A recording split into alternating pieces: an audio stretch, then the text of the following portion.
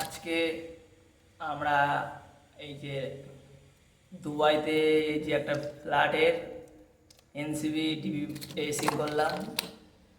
এটা 40, ওটা 20, 16, 10 দিয়ে দুবাইয়ের ফ্ল্যাটগুলো ঠিক এইভাবেই হয়।